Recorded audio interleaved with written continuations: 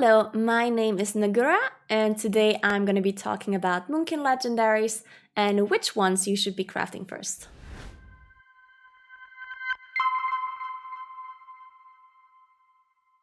If you mainly care about raiding in Castle Nathria, then you should craft Balance of All Things as your first legendary. Balance of All Things, also known as Boat, is our best single target legendary with a pretty big lead compared to all other legendaries. Since our single target damage is very important in raids, it makes sense to craft this legendary first. And another thing to note is that Boat isn't actually that far behind in AoE rankings either compared to other legendaries. There are two other legendaries that are considered better for AoE, at least when it comes to the sim numbers, but Boat is not that far off compared to those two legendaries, and therefore Boat is definitely going to be the strongest legendary in Castle Nathria by quite a lot. So definitely make sure you focus on crafting that legendary first, and maybe even upgrade the legendary before you craft other legendaries, because it's very likely that we're going to be playing Boat on almost all bosses, if not all bosses. Now let's talk about Boat. Entering Eclipse increases your crit chance with arcane or nature spells by 50%, decreasing by 10% every second. So that means when you enter Eclipse, you get a 5-second buff that will give you 50% crit chance, and it decreases every second. If you aren't familiar with the Moonkin rotation in Shadowlands with the Eclipse system, then I do recommend you go and watch the video that I made about the basic rotation and basic Eclipse system to get a little bit of a better understanding of our rotation. The Mastery buffs our arcane damage when we're in Lunar Eclipse. So the more Mastery you obtain on your character, the more arcane damage you will do when you are in Lunar Eclipse. If you already are familiar with the Moonkin Eclipse system, and you know how to play around it, then you know that we are basically pooling astral power and we are dumping our astral power as soon as we enter the eclipse. Now, this legendary just enforces this playstyle even more. So it doesn't necessarily change our playstyle. We still want to do the same thing. We want to pool astral power, and as soon as we enter an eclipse, we want to dump our astral power into our hardest hitting spells, which for single target is Star Surges, right? Because the first couple of spells that we're casting in our Eclipse will benefit from this crit buff, from the crit percent increase. So definitely want to be casting Star Surges at the very start to make sure they're critting and doing even more damage. All in all, this legendary doesn't actually change our playstyle that much at all, but it just enforces our playstyle more, and it means if you make mistakes with our rotation, then you just lose even more damage if you play this legendary. So you definitely want to make sure you're familiar with this playstyle of pooling and then dumping astral power as soon as you enter your eclipse. It just takes a little bit of getting used to, because you need to get a feeling of how much astral power you want to be spending inside an eclipse, and when you want to start pooling for the next eclipse. For our AoE legendaries, there's two interesting legendaries that we want to consider, and both of those legendaries might be interesting for you if you focus on Mythic Plus and you don't necessarily want to raid as much. So if this is your main focus, then definitely think about crafting one of those two legendaries, if not both legendaries, because both of them are considered very, very good for AoE situations. Now, number one is Circle of Life and Death. Now, this legendary seems to be our best AoE legendary for most covenants. As you can see, there's some covenants that actually have another legendary ranked higher, so Pulsar. I'll talk about that later. But for most covenants, Circle is actually considered really good and the best legendary for AoE situations. Now, Circle is actually a Druid class legendary. It makes it specifically interesting for you if you play multiple specs.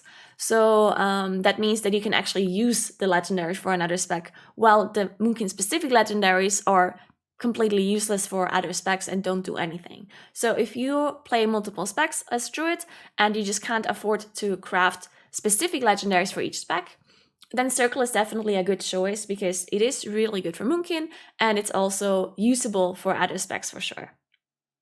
Now, what does Circle do? Your damage over time effects deal their damage in 25% less time, and your healing over time effects occur in 15% less time. Now, it's pretty self-explanatory, and it actually doesn't affect our rotation very much at all, because it is a passive effect. It puts more emphasis on our damage over time effects, which will increase the importance of keeping them up. But outside of that, it doesn't actually change our damage. It is just passive. Now, our second best legendary, or I'll talk about this later, but our second really good legendary for AoE is Primordial Arcanic Pulsar. This legendary is really good for all covenants on AoE, as you can see in the graph. It is certainly not as good as Circle in some covenants, as you can see at least on the sim numbers, but you can see how close they are in sim numbers, and usually when something is this close, then it totally depends on the situation that you're in. Now, you definitely want to consider crafting this legendary for a Mythic Plus if that is your focus. This legendary gives you Celestial Alignment for 12 seconds every 300 astral power spent. That is very similar to Arcanic Pulsar, which was a trait in BFA. It made us proc our cooldowns every 9th Star Surge that we casted. So now they changed it to not having a number of Star Surge that you have to cast to proc it, but rather have astral power spent, which is much better because now that means you can also proc this with Starfalls and not just Star Surges. So 300 astral power, that means every 10th Star Surge you proc Celestial Alignment, or every 6th Starfall, you proc Celestial Alignment.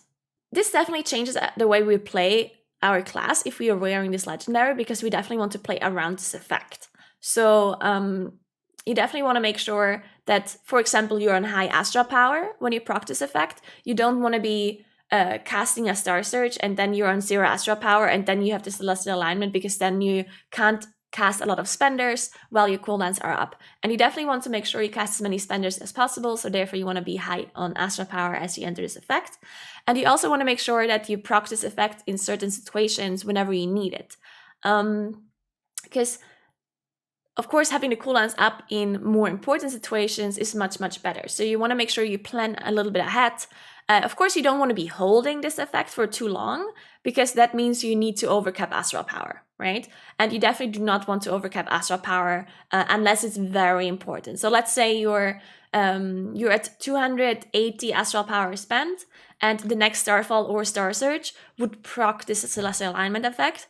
But you don't want to proc it right now because the trash pack is about to die, and you're moving on afterwards. So in this situation, you can definitely hold it. So instead of casting a Star Surge or a Starfall, you just overcap astral power, you just cast Starfires, or whichever eclipse you're in, and then you just hold it. But definitely shouldn't be happening that often. All right, so moving on to the comparison between Circle and Pulsar. So both legendaries are very good for AoE. One is more consistent damage, Circle, and one is more specific damage, where the damage happens within the Celestial Alignment windows, which is Pulsar. Now, it both has pros and cons, depending on what situation you're in. A really good thing about Circle is that you don't actually have to play around it, since it's a passive effect. That means you cannot actually lose much damage at all from this legendary by playing it wrongly, or at least not, maybe not playing it wrongly, but if you don't, like there's some effects like Pulsar where you might not be able to get the full effect out of it. Like the maximum amount of DPS you might not be able to get out of effect, because in Simcraft everything is scripted and you get the full effect out of everything. But in a realistic scenario, people make mistakes and people don't play 100% optimally in every single situation. That's just realistic. And on top of that, you don't have a scenario where you have 5 mobs that you're constantly hitting and all of those 5 mobs stay alive for 5 minutes. Like, that's not a realistic AoE scenario. So that's why both a consistent theme with Circle has good situations and bad situations, while Pulsar also has good and bad situations. You do definitely have to play around Pulsar though. That can be good or bad. It can be bad as in you cannot get the full amount of value out of the legendary if it procs in bad situations, for example, or you have to hold it and so on. But it can also be better than it seems if there's certain situations where you can really, really make use of that proc and get great value out of it. Imagine a boss fight or a dungeon scenario where you have one mob that is incredibly important, and you have a bunch of small ads that spawn around it that are also important, and they only spawn every now and then, right? So if you can make sure you proc your Pulsar effect around that AoE time, then of course that damage is going to be so much more worth it because you have all of that value during the AoE, right? While with the circle, you have consistent damage all the time. You can't make more use of the effect. It always is the same value. Now, another thing to note about dungeons is also that you have the pride effect, 4th affix pride, meaning that every like 20% of trash that you kill in the dungeon, you get a pride mob, and that pride mob, once you kill it, gives you a buff that increases your damage, right? And that buff can also be, like, you can also play around it with your pulsar, right? So every time you have this pride buff, you can make sure that you're proccing your pulsar legendary exactly in that moment, so you have more damage amplifiers during that effect. Of course, circle also works during that effect, but it's just more consistent damage, so it's not a greater buffed during the pride moment.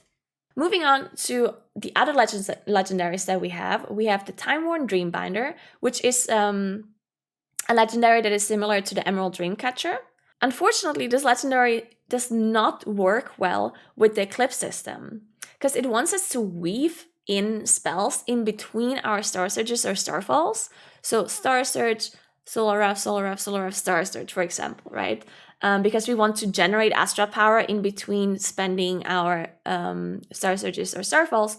And this does not work at all with the Eclipse system, because we want to do the exact opposite with our Eclipse system, where we want to dump our Star Surges one after the other before we start casting our fillers, because they're going to be buffed afterwards. So this legendary is the complete opposite of what we want to do with the Eclipse system, and therefore I'm not a fan of this legendary at all. I think it really does not work with our Shadowlands version of Moonkin, and I greatly dislike it. So I'm glad it's not very good at all, and you should definitely just not be crafting this legendary, because it's really just not good, and it also doesn't play well. Next legendary, or last legendary rather, is Own Its Clear Vision.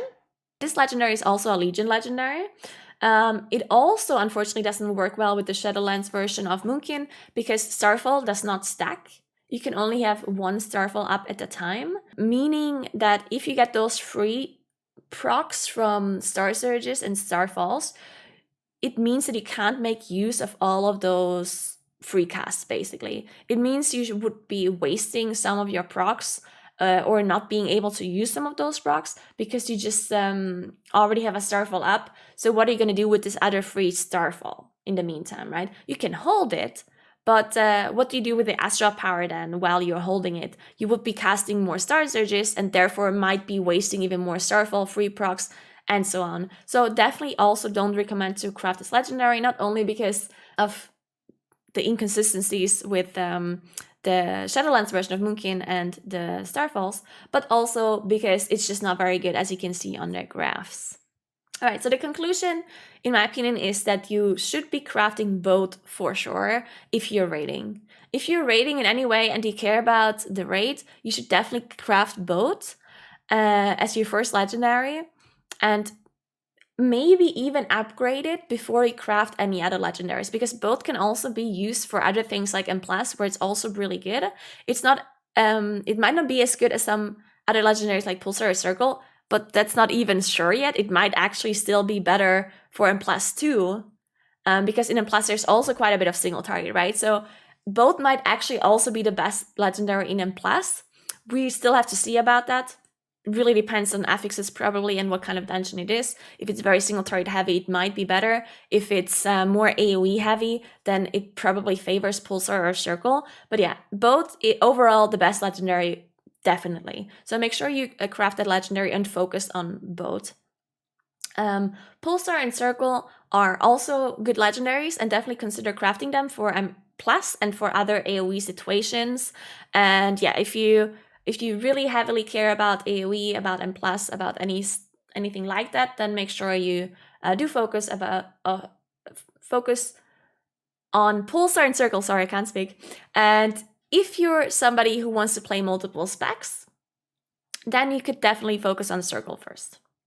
Just keep in mind that having a base legendary is better than upgrading existing legendaries if you need the legendaries, right? Because having the effect at all is better than having the upgraded effect of the legendary. So what I'm trying to say is if you play multiple specs in like competitive environments and you care about those specs, then in my opinion, you should make sure that you're crafting the base legendaries first, and then you start upgrading them after. But if you're a Moonkin main and you don't play any other specs, then in my opinion, you should definitely consider upgrading both before crafting other legendaries, just because it's so good in so many different situations.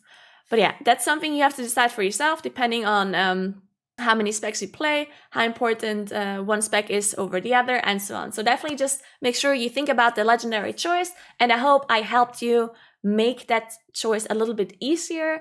And yeah, I hope you have fun in Shadowlands, and I hope you like the legendaries that you crafted. All right, I'll see you in the next video. Bye guys!